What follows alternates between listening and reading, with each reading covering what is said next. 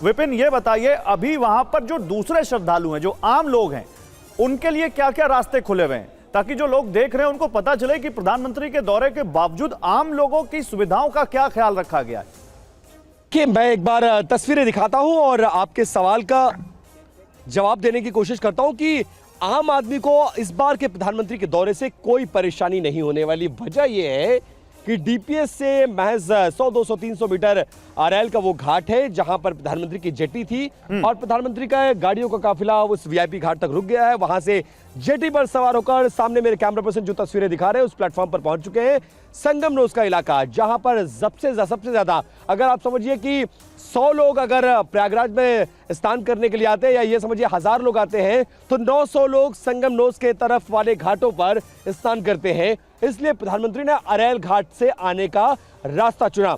आज गुप्त नवरात्रों की अष्टमी है, यह मौका बेहद खास है और इस खास मौके पर प्रधानमंत्री मां गंगा की डुबकी लगाएंगे और मां गंगा का पुत्र वो खुद कहते आए हैं कि मैं हूं और इसीलिए पूरे देश में जब चुनाव लड़ना हुआ तो 2 सीटों को पहले चुनाव में चुना उन्होंने, एक गुजरात की सीट और एक उत्तर प्रदेश के वाराणसी की सीट। वाराणसी को उन्होंने ऐसा पकड़ा कि तीसरी बार भी चुनाव लड़ा तो नहीं छोड़ा। क्यों? क्योंकि वहां मां गंगा का प्रेम है, काशी विश्वनाथ है, महादेव का आशीर्वाद है और वो आशीर्वाद लगातार तीसरी बार से मिलता आया है। और 2019 में भी जब कुंभ था तो प्रधानमंत्री यहां पर स्नान करते नजर आए थे। वो तस्वीरें हमने देखी, 54 दिन पहले भी वो आए थे। यहाँ जो अक्षयवट वृक्ष का विपिन देखिए क्या अद्भुत संयोग है। विपिन देखिए क्या अद्भुत संयोग है। प्रधानमंत्री प्रयागराज से मात्र 120 किलोमीटर की दूरी पर वाराणसी है, वहां गंगा बहती है, वहां के सांसद हैं।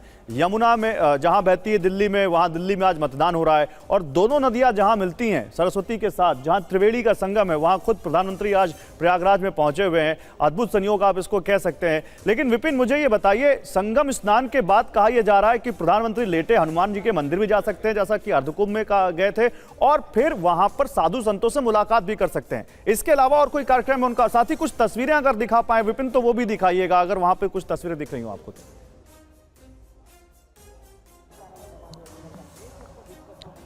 देखिए मैं तस्वीरें दिखाने की कोशिश करता हूं। देखिए मैं जहां पर खड़ा हूं यहां से 200 मीटर लेटे हनुमान जी मंदिर के जाने का रास्ता है, लेकिन इस एरिया को बंद करके रखा गया है। एसपीजी की कोई मूवमेंट नहीं है, कोई प्रोटोकॉल नहीं है, कोई अधिकारी नहीं है और कोई तैयारी नहीं की गई है। मतलब साफ है कि लेटे हनुमान जी मंदिर नहीं जाएंगे, अक्षय वृट के दर्शन करने नहीं जाएंगे।